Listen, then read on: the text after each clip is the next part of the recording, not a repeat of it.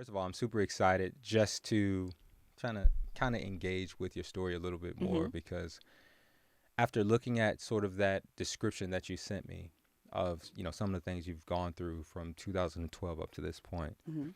um, and not that you just unloaded bad stuff on me or anything like that, but I found a lot of those things that I resonated with, just Mhm. quite a lot of things. Um, but since it is so much, I'm Mhm. interested in what moment throughout that span of, 12 years, I think. Yeah. Throughout that span of 12 years, like when did it hit you that it was, and I hate to say it like this, but that it was your turn to kind of face those challenges, to face I can't even think of the word right now, but to face those challenges. When did it hit you that it was like, okay, this is it's my turn. It's my turn to face those challenges. Yeah. Ooh, that's a tough Mm-hmm. question. I feel like sometimes we on your journey, like it comes in waves, and so Mm, you have moments where something will kind of be an awakening moment where it shakes you just a little bit. mm, So I would definitely say when my kids were born, so my daughters were born in 2016. There were moments I remember putting them down for a nap and just like wandering around my house, like actually asking myself, who am I? mm-hmm. So there were those moments where I was kind of faced with, okay, my identity is shifting and changing. I don't really know who I am. So now I have to like go on this discovery. And so Mm-hmm. I would do these things which I'm trying to get away from now, but I would do these very drastic moves, whether it was I would cut off all my hair to try to get back in control or to redefine myself. And so after my daughters were born a year later, we moved to Abu Dhabi to become teachers Yeah. because I was like, if I got to go back to work, like I wanted to be on my terms and my way, just to try to shake myself loose. And so there would be moments in my journey where I would shake myself, where I would do drastic things to try to shake myself loose. Mm-hmm. But I think the biggest moment was in 2000, let's say 2021, 2022, and it was Mother's Day. And I'll never forget, I had kind of been in like a bad spot, just kind of waking up in the morning, taking my kids to school, and then I would go back home and I would just be in the bed all day. And I didn't put the word depression to it because once you start saying that word, it's kind of hard It's to a stop thing. saying it, Yeah. you know. And I wasn't going to therapy, so I didn't want to self diagnose and be on Instagram and Instagram be diagnosing me. But Mm, I know now that's what it was. And so for Mother's Day, your kids are in school and they fill out these little cards for you, for Mother's Day. And my both of my daughters, one of them wrote, "My mom likes to," and they just had to fill in the blank. And so one of my daughters said, "My mom likes to lay in bed and watch TV." mm-hmm. And my other daughter said, "My mom likes to watch TV." And that struck a chord in me because that was not the woman that I wanted to reflect at them. Mm, That was not who I wanted them to see in front of them.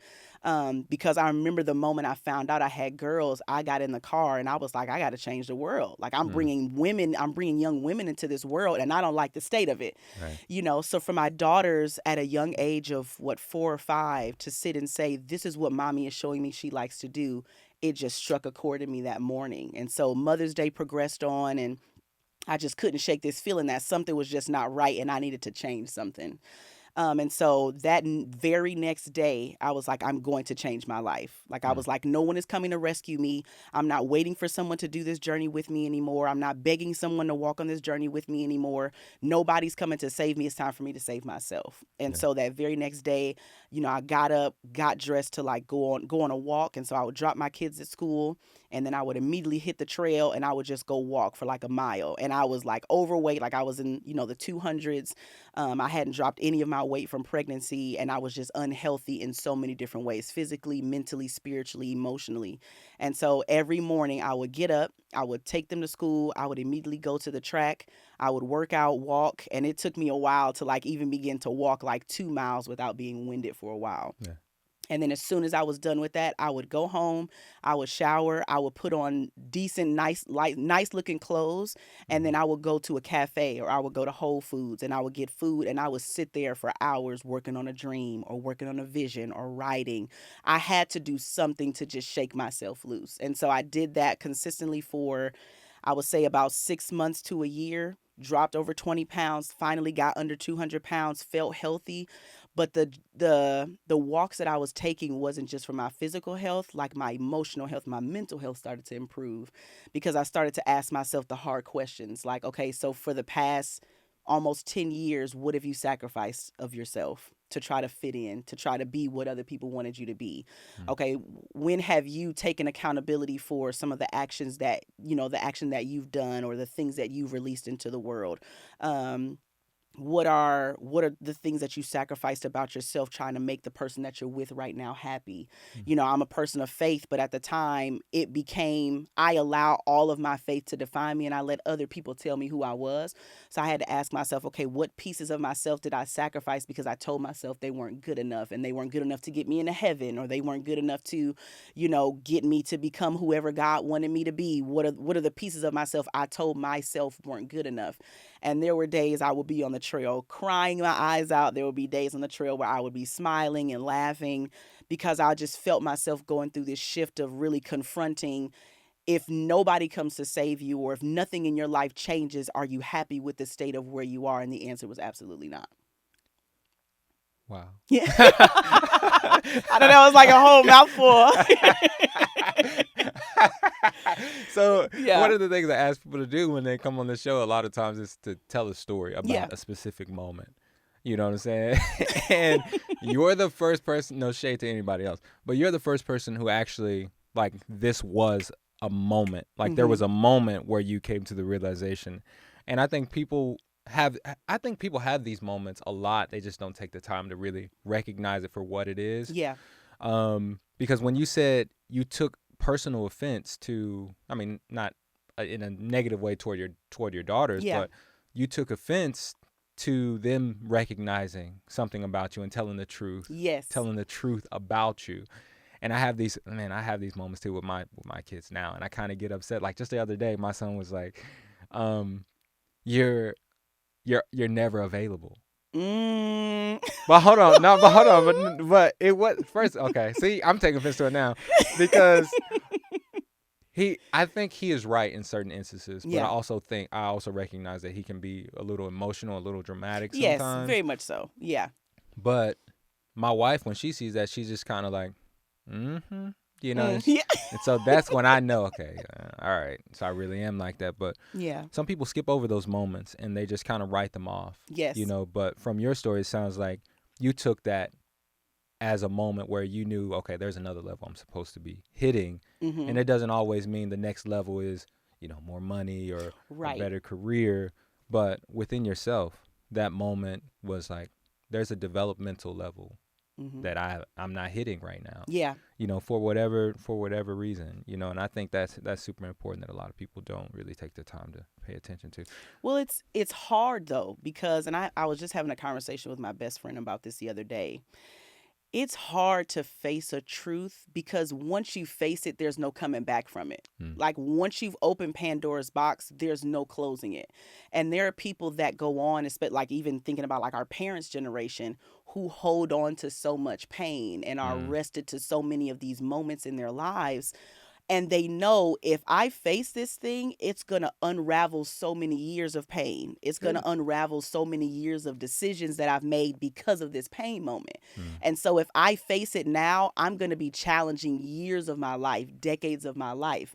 And so I'd rather pretend that I'm not facing this thing in order for me to continue on the trajectory of my life because, quote unquote, I'm comfortable where I am, versus if I face this truth about myself, especially if they're older, I don't have a whole lot of time to be trying to deal with this pain, Mm-hmm. and I may have 20 years left. I may Yeah. have 25 years left. Mm-hmm. And I think even for our generation, it's hard to face certain types of pain because we're also taking into account everybody else's pain. And I know that was something that I was dealing with is Mm. like, yes, I have pain. And I say to myself, well, my pain's not that bad. Yeah. I may have an emotional pain. People may have said things to me. I may have given away a piece of my identity, but I wasn't beat on. I wasn't, Mm-hmm. sexually I wasn't molested or anything like that. So do I really have pain? And I went through this season of my life where I questioned my pain, where I didn't affirm my pain, where I would write off my pain. I would put everybody else's pain before mine. And I feel like we get to a point where it's like, my pain is not that important because somebody else is going through something more than I am, or somebody else's pain is more important than mine, or I love this person and so I want to do whatever I can for this person, but I'm still not dealing with me. Mm.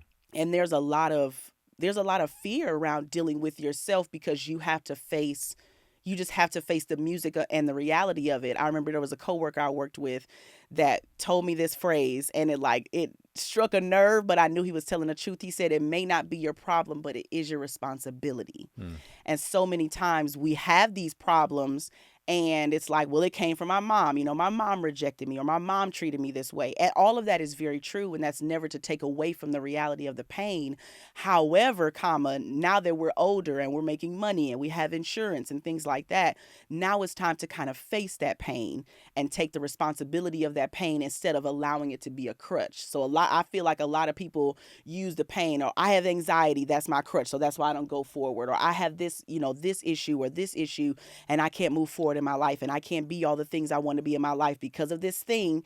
And it's like, but if I take away that thing and I make you responsible for managing that thing, you no longer have that crutch. Mm-hmm. And so now it's like, what is your excuse?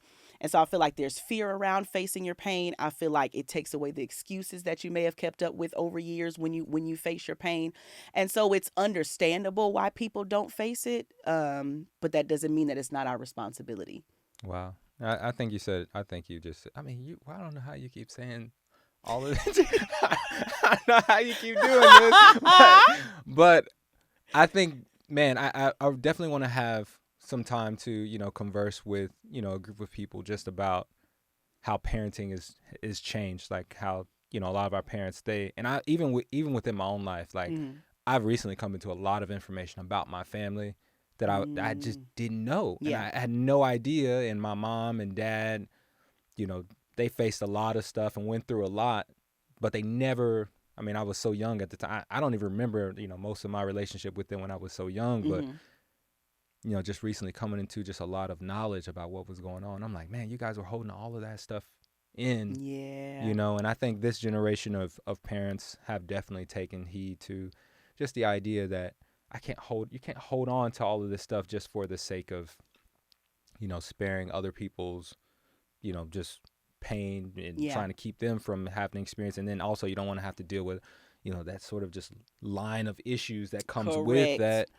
And, I think that's super important. But I think also you hit on something, you talked about identity, and you talked about just trying to find oneself. And oftentimes we get, our pain kind of overshadows our ability to really define or redefine like who we are as individuals. And I think that's something that, I can definitely identify with. Even if I don't think I've faced a lot of like pain in terms of just internal struggle or people doing anything to me or putting me in situations or anything like that. But I've seen situations where it becomes easy for me to put the blame on other people for why I'm in a certain spot or certain place. But I think a lot of our identity is kind of hidden right there. And if we don't challenge ourselves to, just kind of take accountability for our own actions and where we are right now and what we can do with what we have at this moment, I think a large part of our identity is, it's going to remain just hidden behind, some kind of flawed veil or whatever. Very much so. Very much so. But I'm interested in so how much of your identity did you feel like you were still trying to discover when all of these when that situation with your daughters came up? Like, how did you try to regain your identity or rediscover your identity? Or define your identity, right. Rediscovering, because it's a whole thing. The first thing I did was I shut out other people's voices. So like I said earlier, I'm a person of faith. And so I really got into it during COVID. And so, when COVID hit, all the churches and everything shut down. And so it became, this minister would go live on this Monday and this minister would go live on this Wednesday. And so you would be like, oh my God, I got to catch this person. I got to catch this person. What is God saying? What is the, at the time, what is the prophet saying about my life and what I'm supposed to expect by next week? And so you end up in this continuous cycle of like, oh, this person is telling me what God is saying. So now I'm lazy. I'm not going to go ask God for myself. And so I'm waiting for all these people to tell me who I am.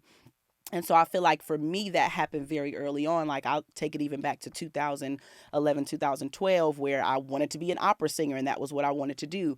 And my very first lesson in grad school, my teacher was like, you have nodules, which are like, calluses like on your vocal fold. She was like, you can't sing this semester. You need to go do vocal therapy. And like singing was a part of my identity. And so I let it be the thing that defined me when I walked into a room. And so without this thing, okay, now I don't know who I am. Fast forward like maybe 2 months, my dad passed away. So that's another piece of my identity that's now challenged. And at the time, I had just started going to a church in the area. And so I'm like struggling with my identity at the time, and I'm wondering who I am and all these things. And if you're not careful, you will let other people tell you who you are when you're in a season like that. And so there were a lot of people around me, and they didn't have ill intentions whatsoever. They started telling me what God was telling them about me. And I wasn't going to God to be like, hey, fact check, like, is this real? Or they just saying something, Yeah. And I was just letting a bunch of people tell me who I was without challenging it. And so this progressed on for years, ended up getting married very young, like maybe a year or two after that. And so throughout this marriage, it's another thing, like I'm now, a new piece of my identity is coming into what my therapist calls an identity pie. So now I'm a wife, I'm not a singer anymore, even though that's something I'm still passionate about. And, I'm not a daughter to my father anymore because my father is gone. And so there's just these years of kind of just letting people tell me who I am. And so when it came to that moment with my daughters, the first thing I knew I had to do was cut off everybody's voice. I said, I don't need another person telling me God said you are this. And it's not in a negative way to say, okay, you're wrong. You all have been telling me wrong information for years, which some of it that could be a possibility. But just more so, I need to shut out the chatter, because if you're not careful, like I said, you will let other people tell you who you are. And social media is the same exact way. Yeah. Social media will tell you got anxiety. They will tell you you're a narcissist, or everybody in your life is a narcissist. They'll tell you, you're a high functioning woman or a low functioning woman. Everybody on social media is trying to tell you something about who you are. Yeah. And if they can pull on one of your experiences or two of your experiences, you will take that as your truth without you going back and saying, let's fact check this. Is this really me? Maybe some of it sounds familiar. Maybe I do have a relevant experience, but is that now a part of my identity? And I feel like with, all the information everywhere, it's very hard for people to navigate. And I know even for myself, speaking for myself, it's hard to navigate, like, what is my truth and what is not? Because this sounds like me, this sounds like me, this sounds like me. And I can make all of it fit. But at the end of the day, who are you? Like, who do you identify as? If no one else, I used to say this all the time, if nobody in your life told you who you were, who would you be? And most of us don't know, because for majority of our lives, even if it takes, taking it all the way back to childhood, your parents are telling you, you're going to go to this school, or you're going to major in this, or you're going to be this when you grow up, or you're so great at this, you're so great at this. And so we kind of follow this path that other people have somewhat navigated for us. Yeah. And so the very first thing I had to do was shut out everybody else's voice and just kind of focus on, okay, let's get back to what do I like? Like even simple questions. I've been separated for a little over a year now. And so I've been in therapy throughout the whole process. And my therapist currently has been like really trying to rework, some of the way that I think and some of the way that I see the world.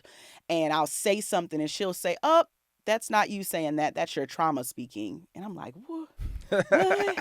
What do you mean I got trauma? And and you get in these situations with people that have studied things, and they're like, oh no, you have trauma.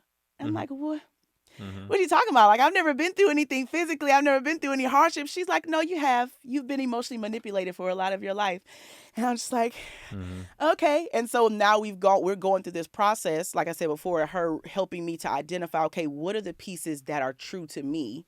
What are the pieces that now I've kind of gotten rid of, and how do we not try to make something else fit into it, or how do we not try to pull back on that piece again to make it fit within my identity? Now I'm finally in the driver's seat to start saying, okay, this is the woman that I am, or this is the woman that I want to be. And that is hard. Like, it is a journey. Every day is a journey, because it's hard for you not to pull on old parts of yourself or old behaviors that are tied to trauma, or that are tied to, your past experiences. Yeah. And so it's like, I'm trying not to pull on this thing, but my responses, or whatever I do, whatever I start to do subconsciously, just kind of kicks in. Yeah. And now that when I'm in therapy, now it's like, oh, Mm-hmm. that's my trauma talking. That's not me.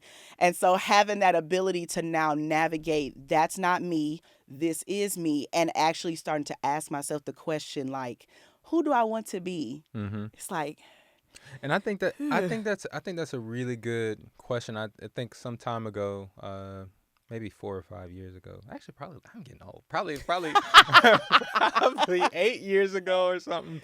I was watching I was watching someone speak. His name was Andy Stanley, and he's a pastor at a church in Atlanta. And he was talking about how oftentimes we think of our lives in sort of three different categories. We think about what we want to do. We think about, one of them was who we want to be with, and then he said no one ever really thinks about the third thing or puts that on the forefront, which is who we want to be. mm-hmm.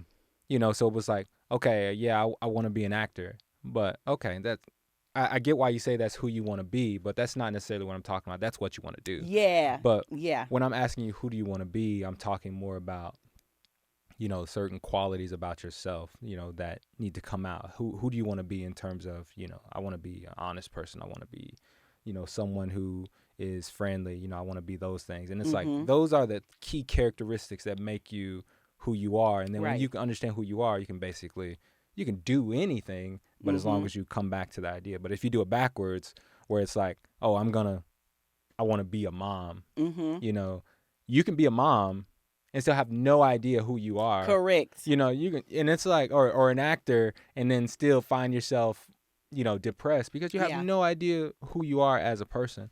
And I think a lot of times, and I hate to put divides in, about race, but where I come from, there was a lot of emphasis placed on sports, being in sports. And I played sports from the time I could pick up a ball. I played sports. I played sports early too. Like when the age limit was 8 years old, I played at 5. Oh, and wow. yeah, and that was because my grandfather was a head coach. My mother was a cheerleading coach. All of my brothers and cousins played football.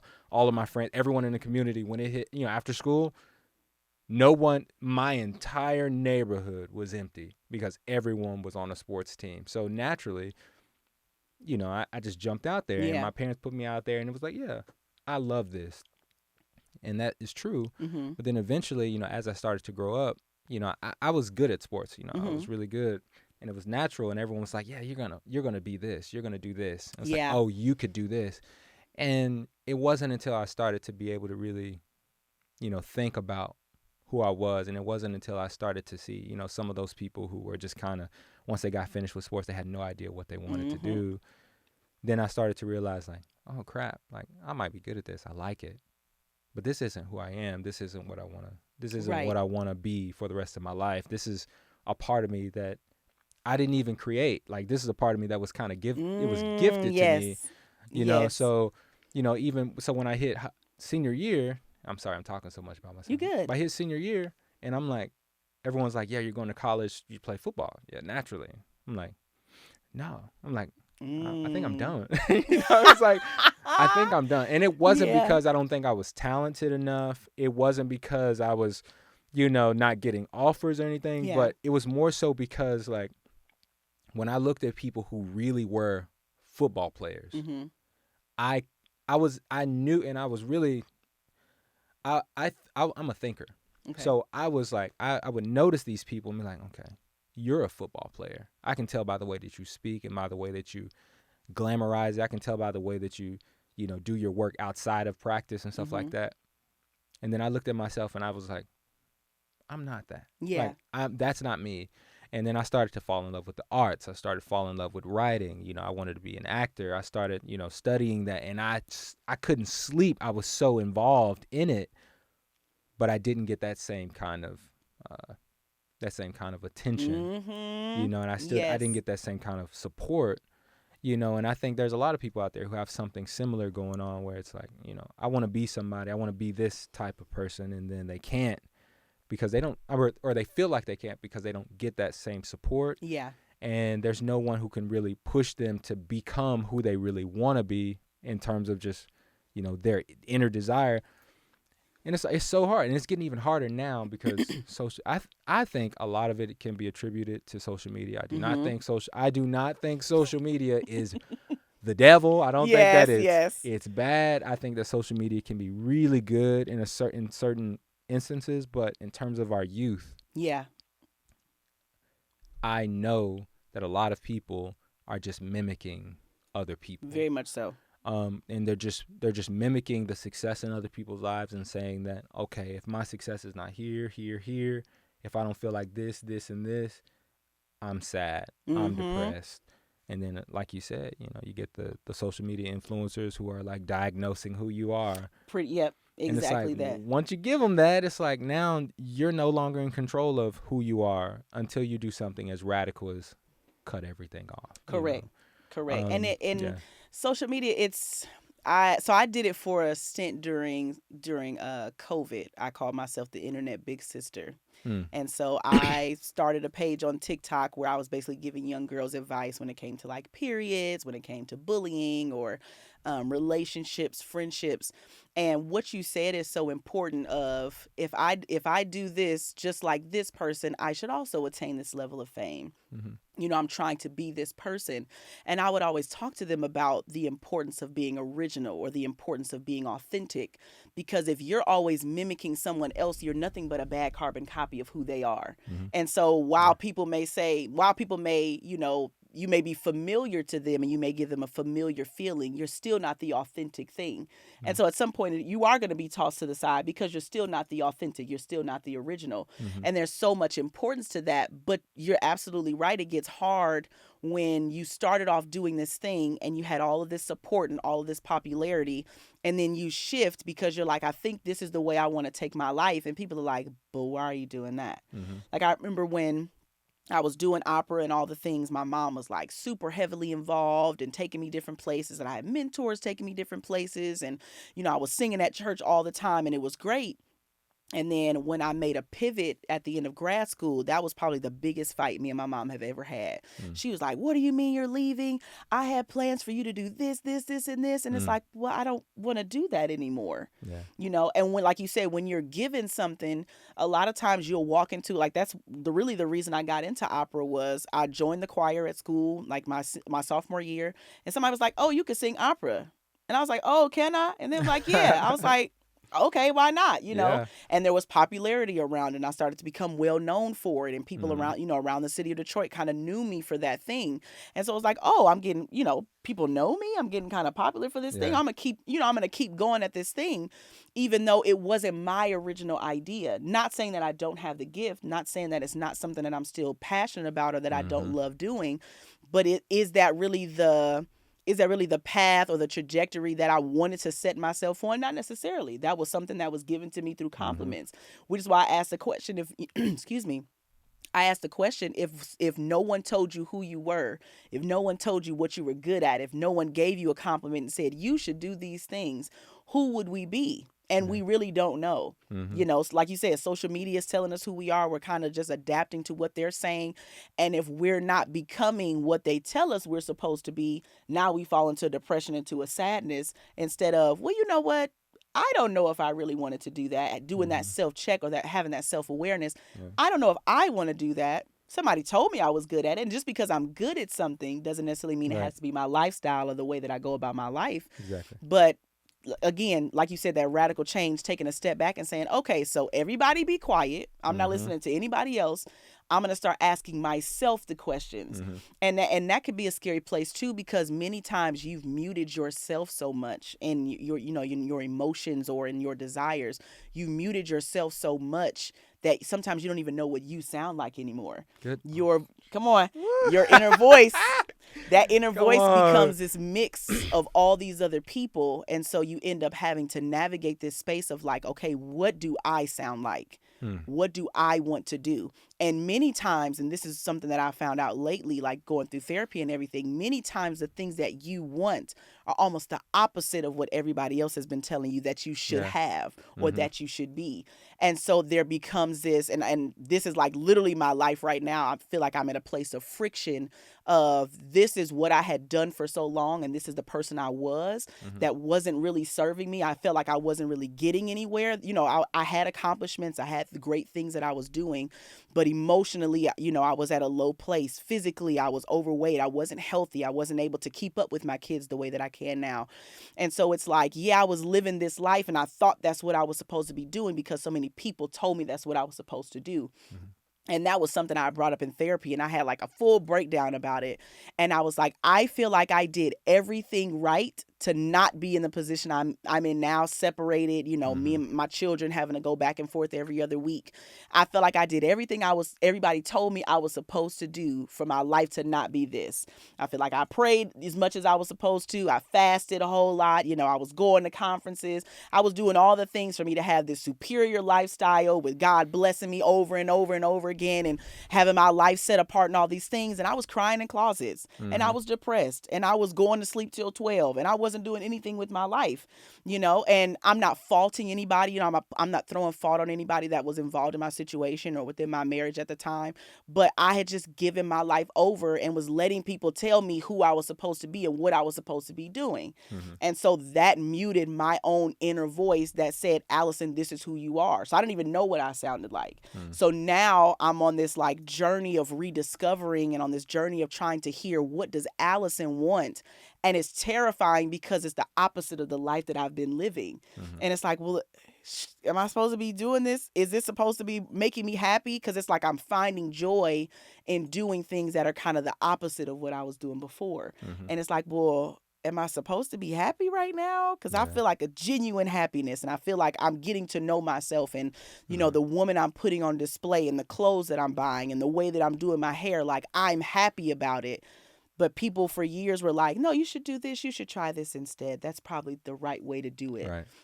And so it's scary to kind of navigate this free space of like, oh, I have a freedom to choose. Oh man, and I think, and to speak to what you're saying really quickly, I Mm-hmm. think that a lot of what we do it starts to become a culture, and then the people Yeah. around us, you kind of they influence that culture, and it's like you guys worked in it, and it's amazing that we don't really pay attention to these things, but we all kind of stack bricks and build this culture into just sort of our way of life, and Mm-hmm. then if you're not careful, it becomes really, really difficult to break from that culture once once it becomes a part of who you are. Yeah.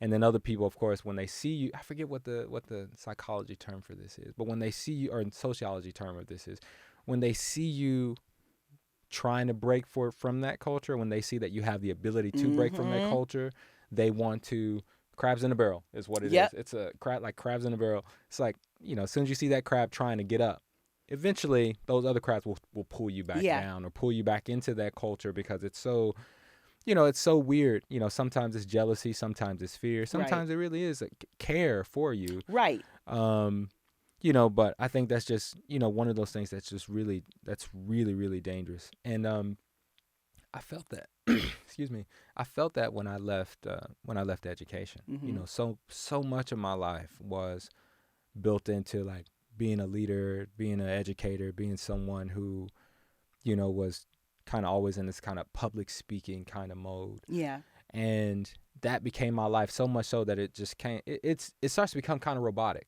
Mm-hmm. because you might be good at it. And I think I was really good at it.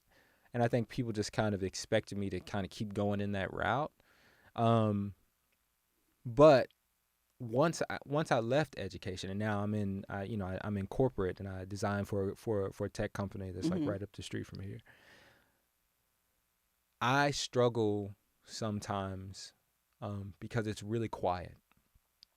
It's really quiet in the building a lot of Mm-hmm. times, and I am used to being around just a lot of movement, a lot of voices, Mm-hmm. and I had to come to grips with the idea that, okay, what is this? Like, where am I? I don't know who I am Yeah. in this space, but I do have the freedom to kind of explore. And I think, you asked why I started this podcast. And that was one of the things, that was Mm-hmm. one of the reasons why I started this podcast, because I wanted to rediscover and introduce myself to this idea of being a public speaker, or having genuine conversations with people, because so much of my life was geared toward forced conversation with kids and with administrators. And it used to be something, I remember growing up with, one of those karaoke machines and the microphone, and me and my brothers and sisters would have talk shows and stuff like that. And, my grandfather would record us, on his little VHS recorder thing. We dating ourselves. That's all good. I'm 31. I am 31 years old. 35. Yeah, so Take I don't it. care, whatever. But that actually is who I am. That's what I love. And I would feel weird recording myself on video. Like, I had a TikTok for a while. I mean, I didn't really engage with it that much, but I remember one time something I made went viral, but it went viral for the wrong reasons. And I, that moment sparked, it just gave me a fear, because I was like, man, I don't want to put anything out that offends anybody, and I don't want to, and it became like this whole game where I'm like, I got this idea, but now that idea gets canceled because I'm scared to even show it to anybody, but now I'm at a place where it's like, okay, I'm not talking because I have to. I chose to do this. I paid for studio time because I'm finding joy in having conversation with people. And, I think now I'm starting to discover at 31 who I am and what I love to do. And I'm honest with it. And I'm just now, like maybe this week, starting to get away from the fear of like thinking that, oh, just because I'm doing a podcast, I'm kind of copying other people. And I'm like, yeah, that might be true for a lot of people, but sometimes people really are some of these things that you see like a bunch of people trying to do. Yeah. Right. I bet, in any situation, whether it be maybe an opera singers were told their whole lives that they're opera singers and they just happened into that place. There could be millions of people like that. But I bet there are a few who's like, no, this is actually who I am. Yeah. And, I'm starting to feel that way because I'm starting to allow myself to feel that way. But yeah, like I said, I think a lot of the things that you've done, I think I've actually experienced myself, like moving abroad. I moved abroad. I was abroad for 3 years in China. And that was a part of me rediscovering, or having that moment. I rediscovered a lot about myself. Yeah. I think my wife did as well. Our experiences were totally different. But I had that. I was trying to pursue acting. I was trying to, just learn a little bit about the field. So I was like, man, I feel like we're on the same wavelength. But then, yeah, exactly. Teaching, acting, yes, all the things. But it's like, I think it's important to get these conversations out and to have people talk about, some of the reality of their lives, from a vulnerable place, because you just don't really realize how many similarities there are. Yeah. And not only just the similarities, but the things that you don't know. Like, I don't really focus on my identity a lot, but hearing you talk about identity it sparks something in my mind to say, dang, I need to really continue to think about my identity. And the more I get traffic from people looking at the podcast, it's very easy for people to lose their identity in that, very much so. Not that anybody sees my stuff, but they're gonna see it. We're gonna say that people gonna watch it. But it's interesting because I feel like one thing that sounds like you struggle with and I struggle with is like separating who I am from what I do. Yeah. Because and like you were saying earlier in the podcast, it's like, yes, I can do this thing, but that doesn't make me who I am. Because the moment I define myself by what I do, if what I do fails, then away, it's not what I did failed, it's I failed. Yep. I'm a failure. Whoa, see, you know, see, it's that thing. I'm getting it. Yes. I'm receiving all of this. It's that connection, and it's hard. It's hard not to make it when, like you said, when people build a community around you for this thing, or for you, exercising or performing in this way, and it's people building a community around what you do, not necessarily who you are. And that's just how we are in the world. Unfortunately, is like we rally ourselves around people because of what they do and not who they are. And so we have generations, and I feel like every generation has dealt with this, where we're we're rallying around and we want to define ourselves by what we do. And if Mm-hmm. we're not successful at what we do, then we immediately believe we are not successful. Like Yeah. that's the correlation we make in our minds. And I feel like young people like that are on, social media and things like that, that's how they've been defining themselves by what they do. And the scary part about that, and this is something I kind of talked about on my TikTok, is like the moment that you put out this persona of what you do, even if it's a fake persona or whatever, Mm-hmm. and people rally around it and you get popular for it and you get paid for it and all these things, what happens the moment that you want to change? Mm. Then it's like, well, why you changing? I don't want you to Yeah. change. I What want are you to you stay the doing? same. Yep. And it's Yep. like, well, I don't want to. I've grown. I've developed. Maybe I don't want to be this persona anymore. Maybe I Mm-hmm. feel like I want to mature out of it. And people are like, well, no, we don't want you to do that. We don't like that content. Like there are so many natural hair, people that I followed that decided one day, like, I don't want to keep making natural hair content. Like, I'm kind of tired of it. Mm-hmm. And their viewership declined. And people, Right. people in the comments like, where's the content at? I need to Mm-hmm. see how you did this hairstyle. Yeah. And they're like, no, there's so much more to me though. Mm-hmm. And people almost openly say, well, we don't want to know that other part. Yeah. This is what I want to know. And that was something matter of fact, this past session I had with my therapist, I kind of talked about. I was like, I'm in corporate America now too. So again, our journeys are kind of Right. like Yeah. the same. Similar. Yeah. I was like, I have a fear that if I continue in this journey in corporate America, I'm almost neglecting the arts that I want to do. I'm Yeah. almost neglecting the performing.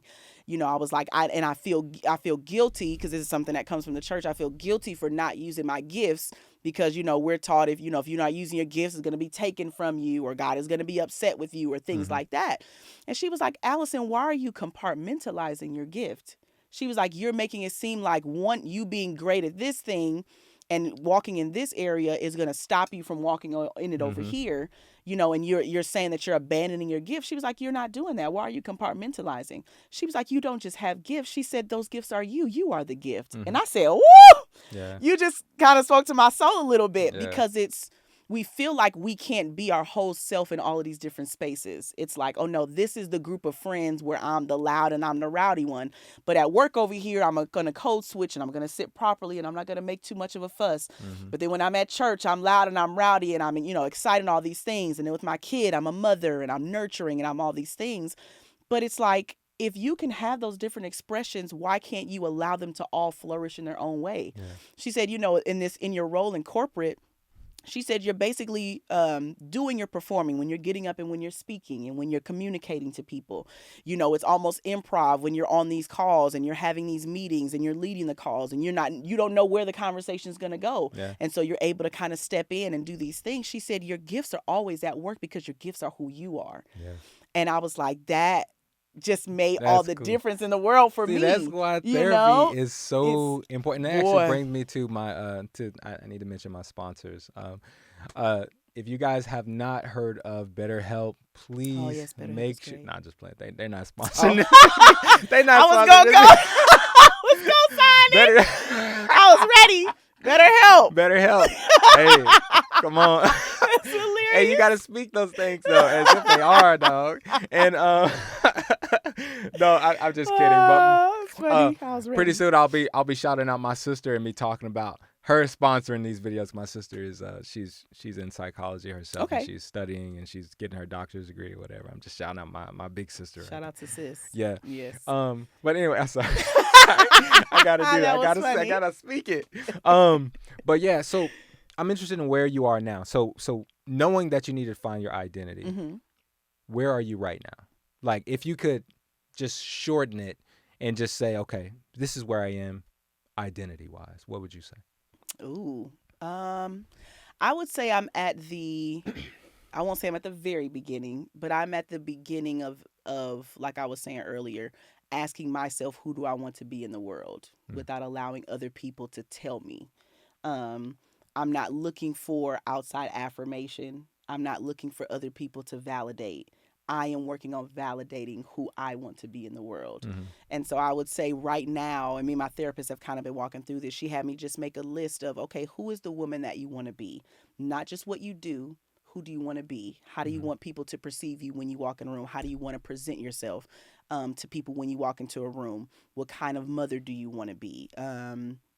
So I'm really just kind of in the space of asking myself those questions now that I've kind of dealt with and I understand the triggers in my trauma, and I'm understanding when is something a trauma response, and when is it actually me.